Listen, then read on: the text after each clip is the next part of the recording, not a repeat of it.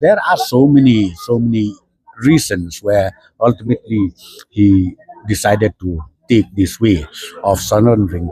I think you understand, being a young man, sometimes after you think it properly, you sit down, maybe alone, you sit at home or you sit in any place wherever you are. Ultimately, you found out that yes, maybe I have to come back to the mainstream. Because as I said to you, my appeal to all those members of the HNLC, better come back to the mainstream. We are there, government is there to help you out, and we are there. Well, they may think that yes, we have, the moment we come out, we may be booked, we may be arrested. The law is there. The law is there, but let me tell you one thing. Once you come out from the underground activities, you will also at the same time be fully protected.